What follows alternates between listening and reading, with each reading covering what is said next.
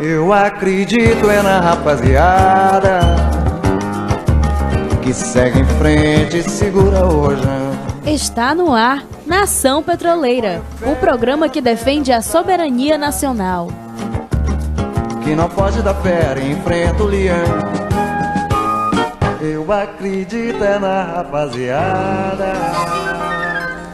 Olá, boa tarde. Está no ar o programa Nação Petroleira, aqui na Rádio Classista, uma iniciativa da Federação dos Trabalhadores do Comércio e Serviço do Ceará, FETRACE. O Nação Petroleira é programa que dá voz à categoria que sempre defendeu os interesses nacionais, que é a categoria petroleira. Convidamos você, ouvinte, a nos acompanhar todas as quintas-feiras, às 4 horas da tarde, aqui na Rádio Classista, pelo site www.radioclassista.com, pelas páginas do Facebook /Rádio Classista, Sindipetro CEP e pelo aplicativo Rádio Classista que você pode baixar na Play Store. Hoje, 14 de junho de 2018, nosso programa vai falar sobre o sistema bancário estatal. Nosso convidado de honra hoje é Carlos Eduardo, presidente do Sindicato dos Bancários do Ceará, que nos esclarecerá sobre o desmonte golpista de Temer ao sistema bancário nacional. Além dele, teremos a participação de João Bernardino, diretor do Sindipetro Ceará Piauí. A todos vocês, desejo boas-vindas. Agora vamos ao nosso momento cultural e a lista de convênio do Sindipetro, na apresentação de João Bernardino. Momento cultural. Boa tarde, ouvintes da Rádio Classista, programa Nação Petroleira. Iremos falar hoje de um petroleiro, músico, radicado no Ceará, e trabalha hoje, até hoje na Lubinor, Ceará. José Océlio Andrade Sampaio, nascido no distrito chamado Prata, de São Gonçalo do Amarante, Ceará. Prestou seus serviços militares na Marinha do Brasil dos 16 anos até os 21 anos de idade. Iniciou seus estudos musicais aos 15 anos, integrando a banda marcial dos colégios aonde estudou. Nessa mesma época, passou a integrar a banda musical de São Gonçalo do Amarante, aprendendo a tocar bombardilho, instrumento de sopro. Ingressou na Marinha do Brasil em 1983, executando os instrumentos corneta, e passou a integrar a banda musical da Marinha. Saindo da Marinha em 1986, iniciou os estudos do violão. Iniciou também a composição de músicas em 2017 e em 2018. Lançou seu CD com 12 composições suas, no Clube da Petrobras, e é funcionário lotado na Lubinor. Este foi a parte cultural do programa Nação Petroleira, hoje, 14 de junho de 2018. Iniciaremos também agora com a parte de utilidades do Sindipetro Ceará Piauí, falando dos nossos convênios. Convênios principais: ao sempre, ar-condicionado, Concertos Informática, Gran Vidros Limitada, Escola de Dança Carlinhos de Araújo, Profiatos, cursos técnicos e profissionalizantes, Divina Comida Restaurante, Antônio Carlos, Alvenaria Pintura Elétrica e Hidráulica em geral. Idiomas: Nicole Brutunesco, inglês, italiano, espanhol. Salão de Beleza Priscila, Ótica Espaço Visual, SC Centro Automotivo, alinhamento, balanceamento, freio, motor elétrico, óleo e ar-condicionado automotivo. Instituto Gaspar Bandeira, serviços especializados em atendimento psicológico. Este foi a parte de utilidades do programa Nação Petroleira. Uma boa tarde aos ouvintes e iniciaremos a parte principal do nosso programa com nosso locutor principal, Orlando de Souza. Ok, Bernardino, estamos de volta e vamos às notícias da semana. Antes, porém, lembrando que estamos com a presença de Carlos Eduardo, presidente do Sindicato dos Bancários do Ceará e pré-candidato a deputado federal pelo nosso partido, PT. A notícia da semana. Destaque da semana. Meirelles diz que Caixa está sendo preparada para a privatização. O ex-ministro da Fazenda, Henrique Meirelles, MDB, afirmou nesta quarta-feira 6 que a Caixa Econômica Federal está sendo preparada para iniciar um processo de abertura de capital e venda de parte da empresa para a participação privada, modelo que também defende para a Petrobras e o Banco do Brasil. A Caixa está sendo preparada para isso, com novo estatuto e etc. Com o tempo, podemos até pensar, sim, em abrir o capital da Caixa, começar a vender participação privada, disse Meirelles durante sabatina com pré-candidatos ao Planalto promovida pelo jornal Correio Brasiliense. Conselho Deliberativo da FUP reafirma greve e define calendário de luta. A greve por tempo indeterminado contra a privatização do sistema Petrobras foi reafirmada pelas direções sindicais durante o Conselho Deliberativo da FUP, realizado nesta terça-feira 12 em Curitiba, conforme aprovado nacionalmente pelos petroleiros nas assembleias. A data de início do movimento será definida pela federação. Nas avaliações feitas pelas direções sindicais, a greve de advertência feita pela categoria no dia 30 de maio foi uma importante etapa de acumulação de forças na luta em defesa da soberania nacional. Agenda de luta, agora no mês de junho. No dia 15 de junho, 15/6, encontro das assessorias jurídicas da FUP e sindicato. 18/6, atos nacionais contra a privatização do sistema Petrobras pelo direito de greve contra a criminalização dos movimentos sociais. De 18 a 30/6, neste período será convocado um ato nacional em apoio à greve dos petroquímicos do Paraná contra a venda da Araquara nitrogenados. 22/6, Seminário Nacional em Brasília com trabalhadores de estatais sobre o impacto da Resolução 23 da CGPAR, que impõe mudança nos planos de saúde das empresas públicas. Do 25 a 29/6, força-tarefa da FUP e sindicatos em Brasília para acompanhar o debate em torno da instalação da CPI, que investigará a política de preço dos combustíveis. De 25/6 a 16/7, reunião conjunta FUP e FNU, Federação Nacional dos Urbanitários, para construir um calendário unificado de lutas com os eletricitários contra a privatização do sistema Petrobras e Eletrobras. No mês de julho, a partir de 2/7 a 4/7, ato nacional da FUP contra a privatização da RELAM, da Bahia.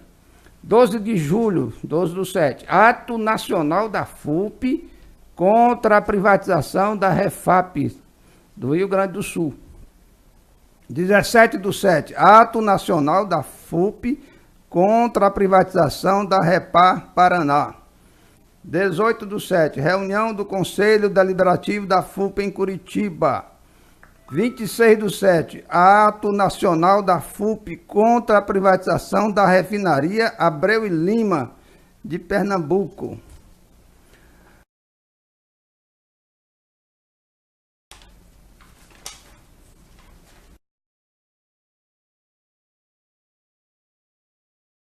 Pronto, agora estamos aqui com a presença do presidente do sindicato. Muito boa tarde, senhor presidente. Boa tarde, Bernardino. Presidente... Boa tarde para todos os ouvintes. É um prazer que nós estamos trazendo o presidente do Sindicato dos Bancários do Estado do Ceará, neste momento tão importante para a nossa política democrática do nosso país. Ele vai explanar para os ouvintes da Nação Petroleira o principal evento que vai se acontecer agora com os bancários. Uma boa tarde, Carlos. Uma boa tarde a todos, boa tarde a todos que estão escutando e saudar aqui essa vitória da categoria importante dos petroleiros, que tem sido fundamental nesse enfrentamento ao golpe que tem desmontado o Estado brasileiro e que deu essa demonstração de força com um sindicato organizado, unido, à frente, protagonista das lutas e da defesa intransigente dos petroleiros e petroleiras, e que aqui, através desse programa Nação Petroleira, ajuda na democratização da mídia e na oportunidade que a população precisa para ter o contraponto dessa grande frente neoliberal que não vem para ajudar o país, que vem apenas para ajudar um grupinho de bilionários. Então o sindicato, ele tem um papel que é fundamental e mesmo estando licenciado, né, das nossas atividades, cumprindo a lei das inexigibilidades, ninguém pode nos calar de fazer a luta, de comunicar, de convencer e de procurar mobilizar e representar a população para que a gente dê a grande resposta que precisamos, que é a resposta de derrotar esse golpe e trazer de volta o Brasil que a gente estava construindo para todos os brasileiros. Muito bem, Carlos. Você é pré-candidato a deputado federal. Pode falar um pouco sobre a sua trajetória, o que lhe levou à sua candidatura? Bem, nós temos uma trajetória que vem desde a família que a gente... Eu sou filho de professores, né? E que durante a década de 90 enfrentaram a política neoliberal de Tasso Gereissati, do PSDB, de Fernando Henrique Cardoso, que quase que acaba com a educação nesse Brasil. E toda vida que a minha mãe saía de casa para fazer greve, para defender o seu reajuste de salário, ter que entrar juntamente no apoio com os professores em greves de fome, para tentar defender aquele sucateamento que estava acontecendo, ser derrotado pelos trabalhadores, aquilo ali sempre foi um exemplo muito forte na família. E quando estava na Universidade Federal do Ceará, no curso de Ciências Contábeis, comecei a militar no movimento estudantil, passei no concurso do Banco do Brasil e no processo de luta para a eleição de Lula em 2002, 2003, quando a gente já dirigente sindical, fui chamado para renovar uma parte da direção dos bancários no Ceará e aí assumi a tarefa, juntamente com uma geração de novos companheiros, num compromisso que a gente teve de formação classista, através da Central Única dos Trabalhadores, da Confederação Nacional dos Trabalhadores do Ramo Financeiro e dos sindicatos bancários do Ceará. E eu espero que a gente tenha feito essa caminhada, agregando valor à luta classista da categoria, reforçando bandeiras de solidariedade e de conquista que os trabalhadores, ao terem esse acesso, eles criam, de fato, um orgulho de ser trabalhador, de ser brasileiro, mas também de ter respeito para as relações de trabalho. Não é razoável que um país seja desenvolvido onde os patrões não tenham respeito pelos trabalhadores. Isso só acontece se tiver democracia. Nessa fragilidade democrática dos últimos anos, com o golpe que derrubou uma presidenta eleita, que veio entregar o petróleo brasileiro, que veio desmontar as políticas públicas e deixar de ter uma política econômica voltada para o desenvolvimento nacional, com ameaças de privatizações, que aqui já foi dito pelos companheiros da Petrobras, da Eletrobras, dos bancos públicos, Caixa Econômica, Banco do Brasil, Banco do Nordeste, BNDES. Nós não temos outro caminho. Se temos que enfrentar essa grande batalha, nós temos que ter lado. E para ter lado, nós temos que se apresentar para poder enfrentar essa representação. Nós temos um judiciário que está fragilizado, que está cambaleante para defender apenas um setor econômico poderoso, que tem financiado o Congresso Nacional para pagar a conta, retirando direitos trabalhistas, previdenciários e as conquistas sociais do povo brasileiro, e um executivo que precisa ter visão de projeto de Brasil. E quem mais sofre com isso é o povo nordestino. Não é à toa que o presidente Lula tem a sua maior expectativa de votação no Nordeste. Porque o povo que percebe a mudança, que é um trabalhador com visão de país, que junta todo mundo, para todo mundo crescer, vê o que é o retrocesso, vê o que é a destruição. Em nome disso tudo, nós vamos fazer, é claro, a defesa da classe trabalhadora, a defesa do povo brasileiro, com Lula presidente, com Camilo Santana governador, com um senador do Partido dos Trabalhadores, com uma aliança que tenha projeto para o povo e que a gente, de fato, tenha um país mais justo. E para isso, não podemos entregar uma agenda neoliberal. Esse é o compromisso e a trajetória que eu espero ter trazido com essa síntese aqui que o tempo não ajuda. Você é de entender também que os bancários no Brasil sempre tiveram um papel muito importante, principalmente o Banco do Brasil, né? Nessa parte de agronegócio, de refinanciamento da agricultura nacional. Você, como presidente do sindicato dos bancários, há de entender que uma privatização do Banco do Brasil, aquelas famílias de agricultores vão sofrer. E eles que colocam 90% da economia de derivados do campo na mesa dos brasileiros. Para nós é muito claro a importância do Brasil precisar de bancos públicos. Nós discutimos aqui, conversávamos antes de iniciar os trabalhos, da importância de ter uma política de petróleo, uma política de proteção da riqueza nacional, dos minérios no país, também da produção energética. E você não tem uma política econômica com instrumentos para gerar desenvolvimento, isso para entregar na banca privada, que a preocupação é gerar lucro com o menor custo possível. Se nós entendermos isso, fica muito mais fácil entender por que é que uma agricultura familiar tem que se dar através de um crédito orientado, direcionado para o desenvolvimento através de um banco público. Porque se você transferir o financiamento da agricultura familiar, que hoje está principalmente no Banco do Brasil, para qualquer um dos bancos privados, o custo do financiamento vai aumentar para a ordem, hoje está na casa de 6%, vai aumentar para a ordem de 70% de taxa de juros. Porque o spread bancário, a taxa de juros dos bancos privados, não tem compromisso com o desenvolvimento, a não ser que tenha um lastro de lucro que não gera desenvolvimento. Ele gera concentração de renda. Se você pega no Banco do Brasil ou no Banco Nacional de Desenvolvimento, no BNDES, a orientação do crédito, que até então, nos últimos 2 anos, fazia que o crédito brasileiro, crédito para o comércio, para a indústria, para aquela cabeleireira, para aquele dono de uma lanchonete, comprar máquinas e equipamentos, com um contrato que tinha um compromisso de contratar pessoas para formalização do emprego, aquilo deu uma alavancagem no emprego no Brasil, deu uma alavancagem também no desenvolvimento do mercado interno.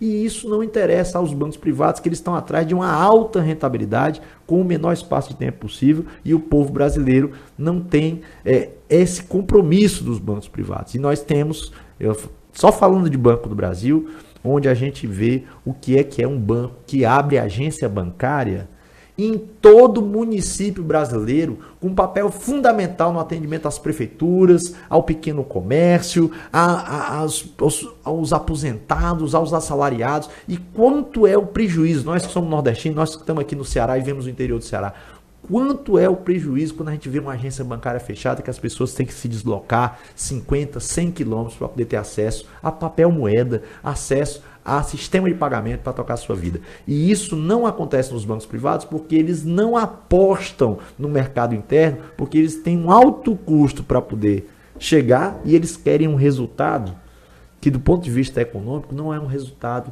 de responsabilidade social, é um resultado de pequenos interesses econômicos para gerar um lucro apenas para esse pequeno grupo. E para isso vai ter que financiar a miséria em algum canto. E é por isso que nós defendemos os bancos públicos, e eu falei aqui do Banco do Brasil para dizer que tem muito mais sendo feito no Banco Nordeste, no BNDES e na Caixa Econômica Federal. Principalmente a Caixa Econômica, Carlos. Você sabe que 90% do financiamento dos imóveis no Brasil está com a Caixa Econômica. Com essa privatização na Caixa Econômica, os valores dos imóveis automaticamente terão um aumento significativo, não é isso? A necessidade de um país que tem uma população de mais de 200 milhões de pessoas, de ter um teto sobre sua cabeça, e saber que isso não é realidade, só pode ser alterado se tiver um Estado forte, vontade política, uma grande mobilização social e recursos e um agente técnico que possa viabilizar que isso aconteça. Isso já acontecia há muitos anos atrás, mesmo durante a ditadura dos militares, que não tinham a condição de fazer crescer porque eles não tinham a democracia. Eles não tinham como fazer um crescimento, porque sem democracia você não vai gerar um desenvolvimento sustentável. Ele é imposto, autoritário. Quem se contrapõe, some. E isso acontecia porque os funcionários públicos, até citava isso, na década de 70, chegavam com os seus salários e você tinha recursos na Caixa Econômica, na verdade no Banco Nacional de Habitação, no BNH, para orientar a documentação necessária. Quantas casas foram feitas? Poucas. Com o governo Lula, que através da Caixa Econômica criou Minha Casa Minha Vida, fazendo o juro subsidiado para gerar um desenvolvimento de construtoras, de casas, de construção civil, de trabalhadores pedreiros. Esse país gerou um crescimento interno fortíssimo. E o povo pobre desse país, com salário mínimo, mostrou para os ricos que sonegam que são os melhores pagadores de dívidas que tem no país. E ao diluir a quantidade de crédito em várias pessoas, o risco diminui e é possível fazer mais casas com mais crédito, mesmo mais barato. E esse compromisso só se dá através da Caixa Econômica quando tem a vontade política.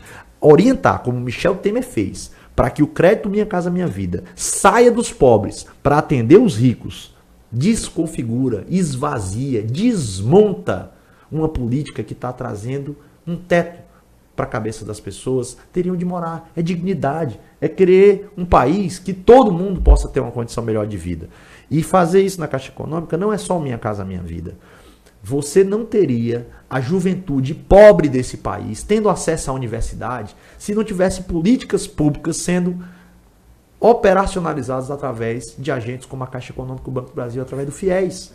Então, a gente fala agricultura familiar, comida do povo brasileiro, certo?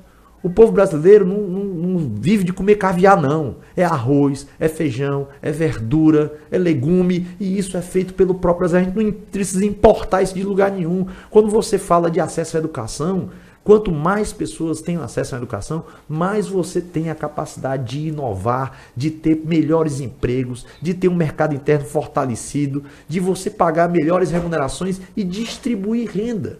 Quando você tem a condição de crescimento econômico com isso, você gera mais empregos. Agora, você tem que ter uma visão. E quem ganhou o país nesse golpe da derrubada da Dilma Rousseff e que tem lastreado uma agenda neoliberal contra o interesse da população e que levou até a prisão de Lula, porque é o primeiro lugar nas pesquisas e que pode desmontar este golpe, é que a gente vê a necessidade premente, fundamental, de defendermos todas as empresas públicas. Nós não aceitaremos a privatização de nenhuma empresa pública, porque desmontar o Estado é entregar ao interesse privado internacional e nacional. A reforma trabalhista foi para isso. Foi para baratear o custo do emprego do Brasil, que não tem ainda a dignidade necessária que outros países do mundo conseguiram um patamar mínimo de relações de trabalho dignas. Em nome disso tudo, nós só podemos fazer se nós estivermos juntos. E a população precisa entender isso, porque senão vai ter as eleições e com o voto legitimado, a direita ganhando essa eleição, nós vamos ter, de fato, um desmonte. Você é de entender que esses dois programas do presidente Lula, o FIES, Minha Casa Minha Vida, foram os dois maiores programas hoje constituídos no mundo, que tanto para os estudantes, como todo mundo teve direito à sua casa. Mas, infelizmente, os construtores, grandes construtores do Brasil, que ganharam muito dinheiro no governo do Lula, não enxergaram isso. Agora estão padecendo com os custos da construção civil subiu muito e eles não conseguem vender nem construir. Aqui eu posso dar alguns dados. O financiamento estudantil no país, ele tinha em 2010 76 mil estudantes. Com o FIES, com o financiamento estudantil, a quantidade de estudantes no Brasil aumentou para 2,2 milhões de estudantes nas universidades. E a maioria, filho da classe trabalhadora que nunca teve acesso a um banco universitário. Isso não é somente para a mudança de vida daquele jovem. Isso é uma dívida paga com a desigualdade social de toda a família daquele jovem.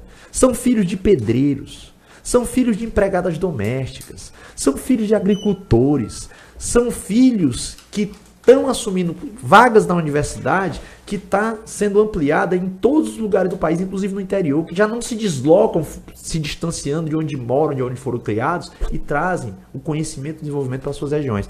Esse compromisso do FIES, se for pegar o que é o financiamento estudantil do sistema americano, do sistema alemão, ele é totalmente privado. Só tem educação quem pode pagar. E num país com 200 milhões de habitantes, que apenas 1% da população tem mais de 50% da riqueza de todo mundo, onde é que você vai ter gente com dinheiro para pagar essa educação? Então, para fazer isso, nós precisamos da Caixa Econômica. Para poder operacionalizar, nós precisamos do Banco do Brasil, precisamos do Banco do Nordeste. Carlos, e principalmente o FIES, você deve entender que muitos jovens nordestinos, eu não sou nordestino, sou carioca, mas eu abracei o Ceará, porque eu sou casado com uma cearense, né? A minha esposa foi que fundou, uma das fundadoras do Cine Nacional, lá em Brasília. E eu abracei aqui por causa de algumas causas que eu via no Nordeste. E principalmente, eu dei uma festa aqui, para você ficar sabendo agora, lá no Arriégua, no dia que o Lula ganhou as eleições. Tinha muita gente do PSDB lá dentro, mas depois entenderam que era melhor. Nós vimos claramente o que é que foi a mudança de uma política que olhe para o povo brasileiro, para o povo nordestino. Nós temos 12 milhões de trabalhadores na agricultura familiar. Você citou aqui a importância do crédito. Quando você vê a operação do que é que aconteceu, e eu estou falando aqui com muito orgulho da categoria dos petroleiros, do papel da greve heróica que foi feita para combater e defender a Petrobras, para combater essa política de desmonte da Petrobras, para defender a Petrobras e defender o Brasil, para defender a Petrobras e defender o Brasil também. Você tem uma política de preços que leva o gás de cozinha a quase R$100, que pega o custo da gasolina a R$5 e depois ficar fazendo campanha para que as pessoas não se desloquem para as eleições, porque está mais caro do que pagar o metrô ou pagar o ônibus, é falar claramente que quem é rico nesse país não quer que a população volte ou vote para trazer de volta a única pessoa que tem credibilidade para desconstruir tudo isso. Nós temos 14 candidatos, pré-candidatos a presidente da República. 10 não têm compromisso com as políticas públicas construídas nos últimos 15 anos, que tiraram mais de 40 milhões de pessoas da pobreza. Apenas 4 pré-candidaturas fizeram esses compromissos de defesa das empresas públicas e de trazer, através das empresas públicas, o desenvolvimento. E essas candidaturas, a maior delas, com maior percentual, é líder nas pesquisas e está presa em Curitiba sem provas, porque ele incomoda tanto que, mesmo fora do país, até o Papa já entendeu que é a pessoa que representa a ideia de um desenvolvimento, de uma justiça, de uma dignidade que o povo pode ter. E nós não podemos desistir disso. Nós temos que resistir e lutar. E para fazer isso, a alegria que você teve de estar comemorando aquela vitória em 2002 e ter aqueles que estavam em outros interesses, outros partidos, ou mesmo os ricos, que ganharam seu dinheiro também no crescimento do Brasil. O que não dá é para ter apenas os bancos ganhando dinheiro. O que não dá para ter apenas as grandes indústrias ganhando dinheiro. Porque o que está acontecendo, mesmo nessa agenda neoliberal, é que o comerciante aqui do centro de Fortaleza está fechando as portas. Que as pequenas indústrias aqui no entorno da região metropolitana de Fortaleza estão fechando as portas, porque o desenvolvimento que está sendo defendido por Michel Temer, pelo PSDB e por toda essa corja de golpistas que deram um golpe no Brasil, ela não é feita para a indústria nacional. O país não tem indústria praticamente. Foi desmontada. E está sendo feita para atender apenas um pequeno grupo de bilionários. E é por isso que nós precisamos defender as empresas públicas como uma resistência. Nós precisamos convencer a população sobre a importância e o papel. Porque se a população não entender de onde é que vem a alimentação, como é que ela vai defender a agricultura familiar? Se ela não entender como é que é a política de preços, o que é descobrir uma riqueza como o pré-sal, de saber que aquilo é para gerar desenvolvimento para a saúde e educação, e ver a desconstrução disso para atender o lucro das empresas petrolíferas de fora, como é que ela vai entender que é importante defender a Petrobras? Se ela não tiver noção de como é que se faz o FIES, Minha Casa Minha Vida, seguro-desemprego, FGTS, como é que ela vai defender um Banco do Brasil, uma Caixa Econômica? Então nós temos que ter muita clareza, calma, mas a gente precisa ir de porta em porta. Cada trabalhador esclarecido é um multiplicador que não será enganado por um ricaço que está querendo vender a ideia de que um iate a mais é melhor do que um prato de comida para um trabalhador. Nós não queremos ter iate, nós queremos que as pessoas tomem café, almoce, jante, porque o Brasil, que saiu do mapa da fome, voltou em menos de um ano, porque o golpe não trouxe solução para o desemprego, não trouxe solução para a fome, não trouxe solução para o trabalhador. E nós vamos até o fim dessa luta. Carlos Eduardo, que prejuízo o governo golpista de Michel Temer vai trazer para o sistema bancário nacional? Nós temos, e aí colocando de uma forma, acho que da forma mais tranquila, de olhar o interesse de alguns bancos.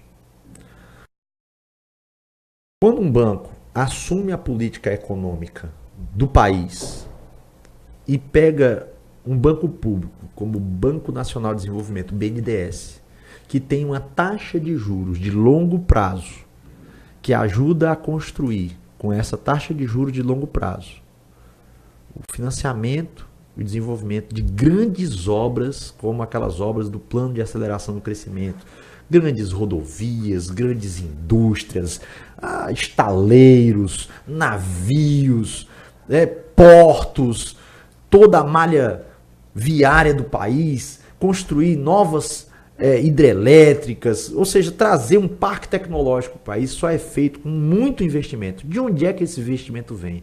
Qual é o investimento que os bancos privados nesse país fazem de grandes obras que vão perdurar mais tempo e que vão trazer um desenvolvimento a longo prazo?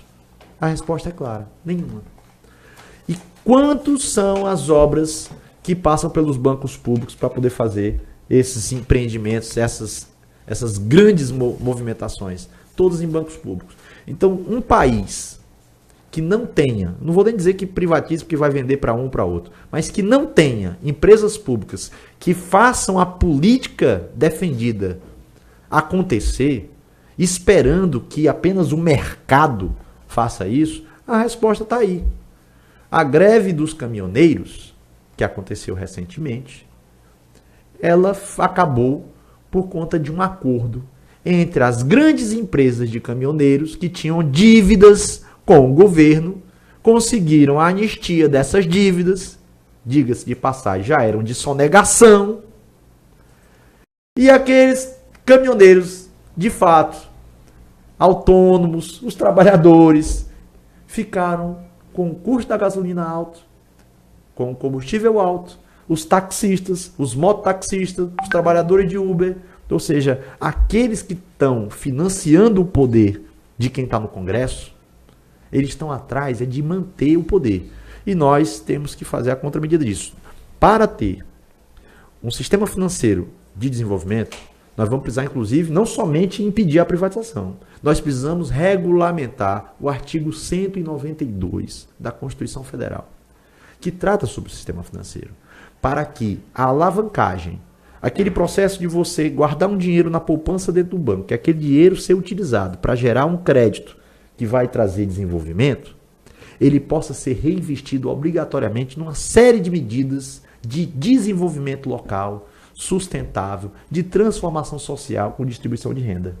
Alguns países têm experiência muito boas com isso. No governo Lula, quando ele apostou no microcrédito e na formalização de microempreendedores individuais pelo país, fazendo a formalização, criando CNPJ, abrindo conta em banco, contratando um funcionário, nós conseguimos mais de 2 milhões de microempreendedores individuais conseguimos mais de 3 milhões de empregados formalizados diretamente e o Brasil aumentou em mais de 20 milhões de empregos. Então fazer isso, você só consegue fazer se você tiver um sistema financeiro que não pode ficar submetido ao interesse apenas de lucrar. Porque se for nesse sentido, as agências dos Correios vão fechar em todo o país. Porque a entrega da carta, ela não pode ser substituída pelo acesso que é um país que tem um correio que está presente em cada município para fazer a política de comunicação. Isso é até soberania nacional. Se não tiver controle das reservas energéticas e de riquezas nacionais, como o caso do petróleo, ou o caso das riquezas que estão no solo, você perde isso. Até as nossas vantagens competitivas no mundo é que a maior fonte de água do mundo está no Brasil. A maior quantidade de minério está no Brasil. Hoje a maior reserva de petróleo do mundo está no Brasil. E as pessoas ainda não entenderam por que os grandes grupos, corporações de fora do país têm procurado desmontar o Estado brasileiro. Porque ao desmontar o Estado brasileiro, eles querem voltar a um país que estava tão em frangalhos como o Figueiredo, com o governo corrupto dos militares, deixou o Brasil na década de 70. E fez isso em nome de quê? Na discussão contra a corrupção, eles encalacraram a maior corja de corruptos da história do Brasil. E o que é que acontece hoje? Tiraram uma presidenta honesta, estão pegando a Caixa Econômica, mexendo no Conselho de Administração para fazer os indicados do mercado assumirem o papel de controle da administração pública fora do Congresso. E como é que se sustenta qualquer política pública quando você vai mensurar, eu quero o resultado de lucro e vai colocar uma política pública? Qual é o lucro do seguro-desemprego? Qual é o lucro do fundo de garantia por tempo de serviço? Qual é o lucro de um programa como Minha Casa Minha Vida? O lucro é social. O lucro é gente morando de forma digna nas suas casas. É um trabalhador que está desempregado, tem uma proteção enquanto consegue um outro emprego. Esse não é o lucro que a banca privada desse país aceita. Eles não querem esse desenvolvimento. Então nós precisamos de um sistema financeiro que tenha uma série de regras que impeçam os bancos de fazerem o que eles fizeram com a reforma trabalhista. Os bancos, eles financiaram o maior lobby desse país dos últimos 20 anos e foram com cada deputado, fizeram política partidária. E às vezes o trabalhador diz, não, acho que o sindicato nasce para se meter com política. Muito bem, o patrão foi se meter com política e aprovou. Tinha uma reforma trabalhista com 7 itens. Eles fizeram mais de 300 propostas que viraram 114 leis que rasgaram toda a proteção social dos trabalhadores nesse país. E é por isso que essas medidas discricionárias do governo federal, como foi citado aqui, a CGPAR 22 e 23, estão desmontando os planos de saúde. Uma lei, que é a 268, está sendo discutida no Congresso para desmontar a Previdência Complementar dos trabalhadores, enquanto eles querem aprovar uma reforma da Previdência para que os bancos privados venham a vender plano de Previdência que a pessoa vai pagar muito mais durante toda a vida para não receber nenhum salário mínimo. Esse não é o país que nós queremos. Eu não estou falando daquele vídeo que os grandes veículos de comunicação falam. Eu estou falando daquele que de fato nós estávamos construindo e que nós podemos voltar a construir se nós tivermos democracia preservada nesse país. Não pode o judiciário querer prender todo mundo que é adversário político do PSDB. E não pode o judiciário querer proteger todos os do PSDB contra a prisão. Nós queremos a democracia. Quem tem que decidir o rumo do país é o povo, no voto. E é por isso que nós queremos Lula livre. E é por isso que nós queremos Petrobras, Banco do Brasil, Banco do Nordeste, BNDES e Eletrobras e todas as empresas públicas para gerar esse desenvolvimento. Muito bem, Carlos Eduardo. Já que falamos em prejuízo, vamos falar agora em benefícios. Quais os benefícios dos bancos públicos para a sociedade e por que devemos defendê-los? De forma bem sintética, nós temos, através dos bancos públicos, a grande tarefa de intermediar a política econômica regular. Vou dar um exemplo para vocês, quem está escutando. Durante a crise econômica mundial de 2008, que quebrou os países em todo o mundo, o presidente Lula, ele falou no mês de dezembro de 2008, ele falou uma coisa muito importante. Ele disse: o mundo está vivendo uma tsunami. Mas aqui no Brasil, nós vamos apostar no brasileiro. E através dos bancos públicos, nós vamos garantir crédito para a indústria, para o comércio. E eu peço a cada brasileiro, vá às compras. Não vai aumentar a inflação, não. As pessoas vão produzir, porque nós temos condição de emprestar dinheiro barato. E tinha uma reserva de 300 bilhões de dólares para não deixar que aquela crise que era de especulação gerasse um prejuízo na crise, ou gerasse um prejuízo na produção nacional. E foi a chamada marolinha. Era um tsunami no resto do mundo e o Brasil é um dos poucos países que saiu daquela crise crescendo, mais do que os Estados Unidos, mais do que a Alemanha. E as pessoas começaram a dizer, o Lula é o cara. E quem disse isso não foi um partido adversário, quem disse isso foram os presidentes dos maiores países da economia do mundo. E fez isso apostando em quê? Fez isso apostando no pobre, fez isso apostando no trabalhador, fez isso apostando no Estado e numa política de Estado. E fez isso para além do interesse só do seu governo. Tanto é que o governo seguinte procurou dar sequência. Agora nós temos que enfrentar questões sérias. Um sistema financeiro que faz o crédito para a educação, que faz crédito para a agricultura familiar, que faz crédito para a habitação, que faz crédito para a indústria, precisa de educação, precisa de indústria, precisa de moradia, porque senão não adianta eu ter o crédito se eu não der acesso às pessoas. E para ter acesso às pessoas, a gente precisa de uma grande bancarização a ser feita para as pessoas mais pobres. Os ricos, eles podem, pela tecnologia até hoje, você pode ser atendido com um celular. Agora, o pobre, ele precisa de atenção para que ele aprenda a usar o celular, mas que ele possa ter acesso a todas as políticas que tem. E para isso só tem uma solução, que não é somente o sistema financeiro, não é somente regulamentar o artigo 192. Precisa ter uma reforma tributária, onde os ricos paguem os impostos que os pobres estão pagando demais. A gente paga mais imposto numa caixa de leite do que um rico paga na compra de um iate. E isso não é justiça. Nós temos uma legislação tributária do imposto de renda que sobrecarrega a todos que estão ali perto do início da faixa. E ela é extremamente benéfica a todos os ricos e empresários que vão pegar a renda diretamente do lucro das suas empresas. Ou seja, aqueles que não estão produzindo, não estão pagando impostos ou estão sonegando impostos.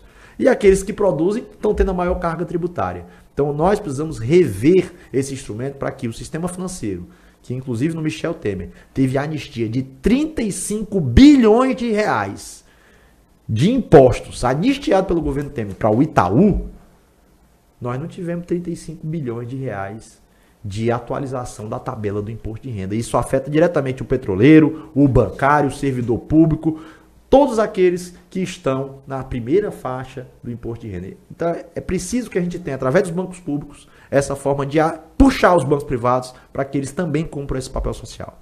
Carlos Eduardo, só para encerrar as perguntas nesse nosso debate, eu perguntaria qual a importância das estatais para o Brasil, como Caixa Econômica, Banco do Brasil, Petrobras e Eletrobras? Se nós queremos ter desenvolvimento e não apenas crescimento, nós vamos precisar dessas empresas todas. Crescer, eu dizia até para o trabalhador bancário quando Michel Temer assumiu, o Brasil vai voltar a crescer. Porque para voltar a crescer, não precisa do povo, não precisa dos trabalhadores, nem precisa do Estado. Se uma empresa acumular lucro maior do que a produção do ano anterior, o Brasil volta a crescer. Só que a desigualdade, ela vai piorar muito. E os indicadores de qualidade de vida do povo vão piorar muito. Como não é esse o país que nós queremos, e nós estamos aqui discutindo, não somente nós, mas a geração futura, as decisões e as lutas que nós estamos travando hoje, elas estão sendo determinantes para o pacto social que se busca construir no Brasil para as próximas gerações. É por isso que precisa ter previdência pública. Para ter previdência pública, precisa ter INSS, precisa ter DataPrev, precisa ter SERPRO. É para ter a reforma agrária ampliada e em pleno vigor. É preciso ter Banco do Brasil com crédito para a agricultura familiar. É preciso ter, para a segurança nas relações de trabalho, preciso ter um fundo de garantia por tempo de serviço, é preciso ter seguro-desemprego e é preciso da Caixa Econômica. Para ter o direito fundamental à moradia, é preciso ter políticas como Minha Casa Minha Vida, de fomento, desenvolvimento, e que acaba movimentando a economia real, que constrói, de fato, que produz as coisas. O que não dá para ter é a venda da Eletrobras para fazer caixa para pagar uma dívida que só está sendo criada porque eles estão entregando o país. Olha, se eu estou criando uma dívida e eu estou dizendo que eu vou pagar a dívida vendendo aquilo que me dá segurança econômica, o que é que vai acontecer? A conta da luz vai aumentar. Quem é que vai sofrer com isso? O povo. Se eu vou vender a Caixa Econômica e não vou ter mais Minha Casa Minha Vida, o governo vai estar muito feliz porque com o dinheiro da venda vai ter a história da banca de tomate. Não, você me deu tantos bilhões aí, a conta do governo melhorou. E o povo não vai ter mais acesso a financiamento habitacional. Se você não tiver um Banco Nacional de Desenvolvimento, as pequenas empresas, o parque tecnológico, a inovação, inclusive a ampliação do desenvolvimento regional sustentável. Porque se a gente fica olhando a concentração do Brasil, se só o estado de São Paulo crescer, ele é responsável por metade do crescimento do país. Ou seja, se o resto do país todinho ficar na pobreza e na miséria, vão ficar aparecendo na TV. Não, inclusive já está aparecendo na TV que o Brasil melhorou. Eu disse, melhorou para quem? Para o dono da Ambev? Melhorou para quem? Para o dono da Chevron, da Shell? O país tem que melhorar. É para Dona Maria, para o seu José, para o dono da loja de cabeleireiro, para o senhor que está fazendo uma loja de venda de roupa. Eles estão desmontando a proteção social que traz a dignidade necessária para que a gente tenha um país de verdade para todos. E isso não pode ser feito se não tiver Estado, se não tiver empresas públicas. Isso não é uma receita apenas no Brasil. Durante as crises que aconteceram agora, quem foi que salvou o capitalismo mundial? Foram os bancos centrais dos países. Foram as empresas públicas. Desmontar a proteção social nos países ricos não foi solução. Mas o receituário deles é desmontar as empresas públicas nos países em desenvolvimento, como o caso do Brasil. Para quê? Para que a gente pague o déficit dos países ricos. Isso não é uma conta de interesse nacional. É um atentado contra o interesse nacional. Então, defender a Eletrobras é defender a soberania nacional e a soberania popular, que tem todo o direito de ter uma conta de energia barata. Defender a Caixa Econômica, o Banco do Brasil, é ter direito ao crédito, para que esse crédito gere o acesso da população mais pobre à educação, acesso à alimentação, acesso à produção, e que ela possa gerar o desenvolvimento com grandes investimentos a longo prazo, com grandes obras que venham melhorar a condição de vida de todo o povo para as próximas gerações. E ter a defesa da Petrobras, e eu não preciso falar isso aqui aos petroleiros que sabem melhor do que eu, e a quem eu rendo as homenagens de luta que a gente acompanha e quer estar junto com vocês. Nós não vamos conseguir fazer a defesa contra a privatização sem ter vocês junto com a gente. Eu quero muito o apoio de vocês nessa jornada, porque juntos nós somos condição para apoiar de novo o presidente Lula, o governador Camilo, que se a gente não fizer um projeto para ter as políticas públicas viabilizadas através dos governos estaduais, eles também não vão ter noção da importância dessas empresas públicas. Nós temos que fazer projetos para que faça parte dos programas de governo, uma plataforma da classe trabalhadora, como a Central Única dos Trabalhadores fez e está entregando para compromissar. Cada um que vem pedir o voto de um trabalhador diz que qual é seu compromisso? Você assinou compromisso com a plataforma da classe trabalhadora? Não, meu compromisso é só com o empresariado. Então você não vai ter o voto. Essa decisão é altiva, é democrática e ela traz soberania nacional, soberania popular e não precisa de nenhum militar deixar de estar defendendo as fronteiras para estar se metendo em política, quando ele, na verdade, só conseguiu piorar o país, que foi o que ele fez antes da democratização, depois da década de 80. Carlos Eduardo, muito bom, muito obrigado. Foi uma honra ter no nosso programa. Né? Queremos contar com você quando for eleito deputado federal, né? Brevemente. E quero agradecer também nosso companheiro Bernardino, que é do Sindicato dos Petroleiros, e gostaria de deixar o espaço para suas considerações finais, suas e do Bernardino. Carlos Eduardo, o Sindipetro Ceará Piauí tem um lema muito grande. Quando eu idealizei esse programa com os colegas aqui.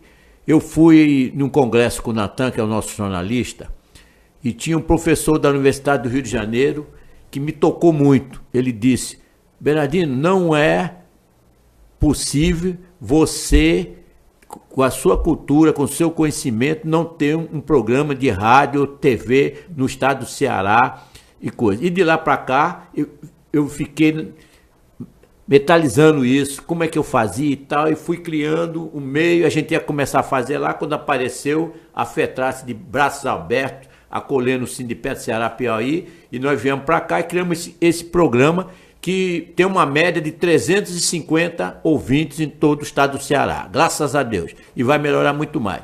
E você estará sendo convidado para umas próximas programas nossos aqui da Nação Petroleira, e se sente à vontade quando você desejar voltar aqui para essa casa da FETRACE. Já como deputado federal. Como deputado federal, ou antes também como candidato, estaremos aqui para lhe ajudar, quando que for possível. Pré-candidato e candidato. Né? Pré-candidato e candidato. Olha, eu quero agradecer o espaço, dizer que essa luta não é uma luta, a política não se faz sozinho, nem sozinha. A luta é dos homens e mulheres que querem o respeito à classe trabalhadora. Nós fizemos uma grande discussão no movimento sindical, e eu, através da federação, do sindicato, da nossa confederação, nós fomos em vários estados e nós temos pré-candidatos sindicalistas, trabalhadores, que estão se apresentando para as eleições, para deputado federal, no Ceará, no Piauí, na Paraíba, no Rio Grande do Norte, em todo o país, para que a gente faça uma trincheira naquele Congresso Nacional. Nós precisamos ter petroleiros também nessa luta e precisamos estar organizados para que com essa trincheira a gente possa estar aqui, não somente democratizando a informação, porque ainda falta muito para democratizar a informação, mas para estar comemorando um novo dia, uns novos sonhos, os sonhos que são, de fato, aqueles que representam a esperança da nossa juventude e do nosso povo.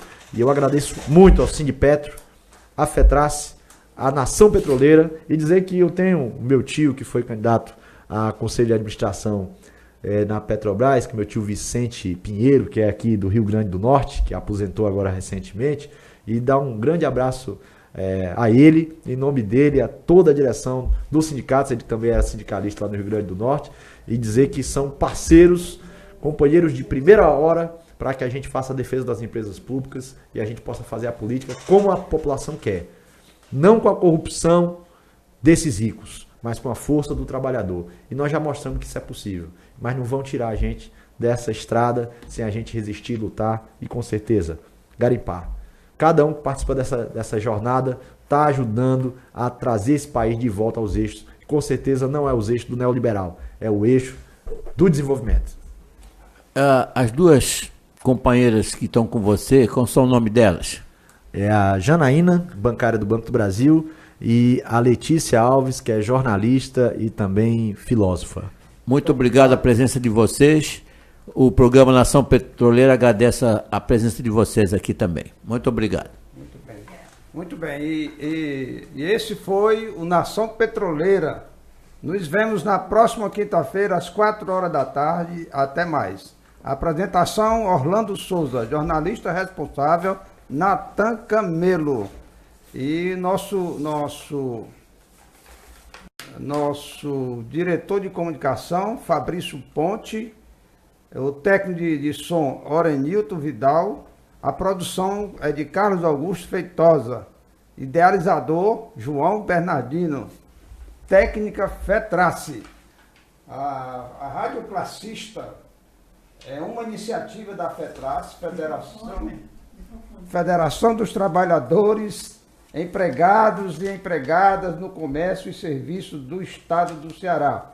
Presidente Eliseu Rodrigues, secretário de Comunicação e Imprensa Luiz Neto, técnico responsável Orenilton Vidal. Muito obrigado a todos. Obrigado a você, sua presença. Você está aqui. Você tem vontade, se você quiser vir, viu? Só ligar. Só ligar aí. Obrigado pela sua presença. Vocês estão com 300 pessoas. Já fizemos um programa de 1000 e pouco. Obrigada. Porque, sabe o que aconteceu com a parte de comunicação?